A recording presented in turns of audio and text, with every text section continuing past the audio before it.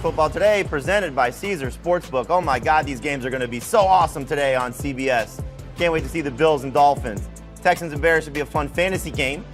And the Bengals and the Jets, fantasy implications, big play expectations as well. Will the Bengals get their first one? We'll find out. But the spotlight game on CBS today is the Chiefs and the Colts. And there's no one better to break the game down for us here on Fantasy Football Today than Tom Spencer, CBS Sports editorial consultant, joining us live from Indianapolis. Tom's in the booth with Jim Nantz and Tony Romo. So, Tom, first, let's start with an update on Michael Pittman. He's been removed from the injury report. What are the expectations for him and the rest of this Colts receiving core, knowing that the lead guy is back? Well, they're high for Michael Pittman. You know, that quad injury apparently is diminished, and he's ready to roll. If you look back to the start of 2021 until this season through opening week, Jamie, he's got 97 receptions. I mean, it's not even close between Pittman and the second best receiver on the Colts in terms of numbers and production and volume. So the key things here, you know, one, it's the home opener for the Colts. Obviously, they've lost one divisional game last week very badly at Jacksonville, a place they just cannot seem to win, and the tie against Houston. Now, what the team was telling us is, you know, you're playing divisional games to start the year, a lot of new wrinkles that these teams throw at you. They just don't feel like they've gotten in a rhythm yet on offense. And how do they do that today? Well, the formula through the years with Frank Reich and his successful squad has been run the football. So I would expect Jonathan Taylor, who last week was diminished because they were trailing for most of the game, to get back in full force today. You know, this is an offensive line. We met, by the way, yesterday with Quentin Nelson, their outstanding left guard, and that line is very salty. They want to block some people. They want to pound the rock.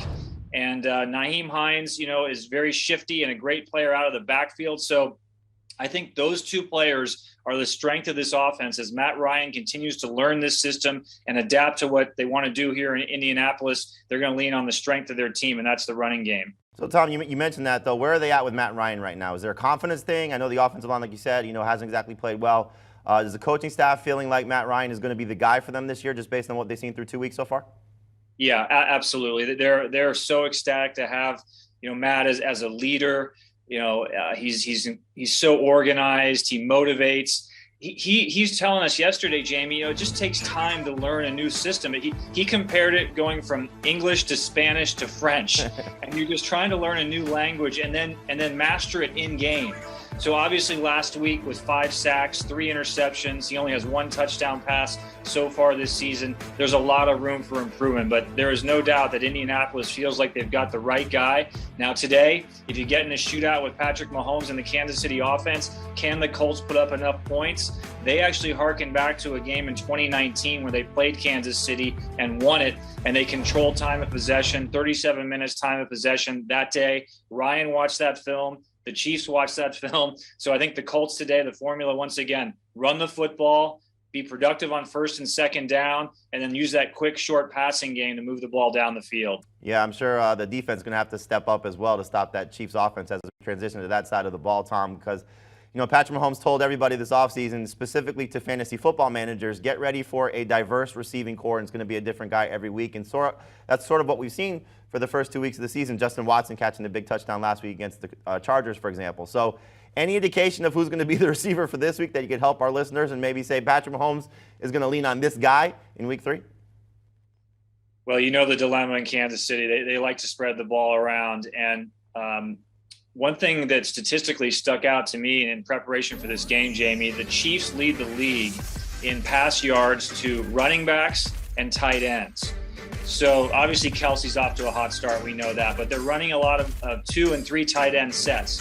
What that does for them, it creates confusion on the defense. By the way, Shaq Leonard not playing today for Indianapolis, 3rd straight week.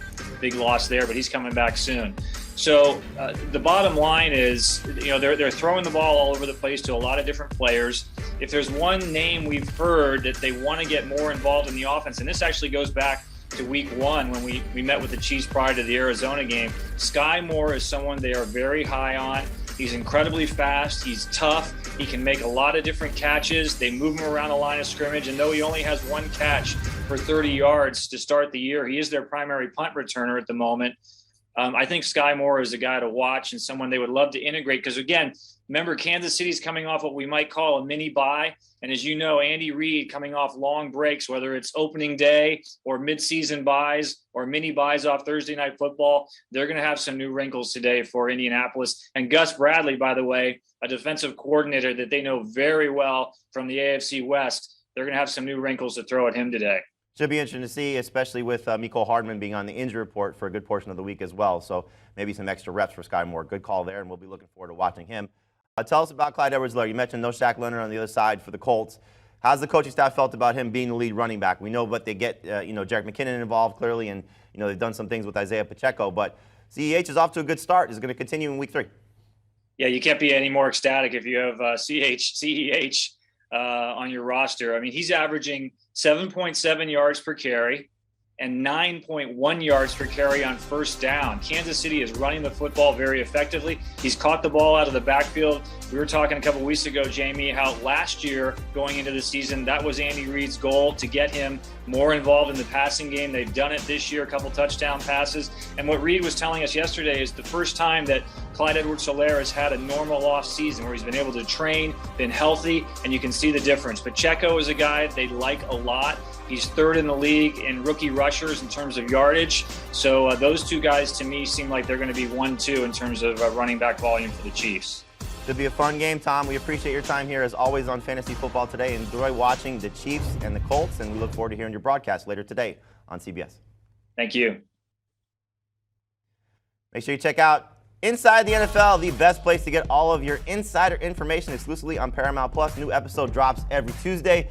JB and the guys get you everything you need to find out what's going on around the league. Check out Inside the NFL every Tuesday on Paramount+. Do you want a sports network that delivers everything that matters about the game? The highlights, the picks, the instant analysis, no yelling, no fake debates, no politics. Hit the subscribe button and never miss a moment.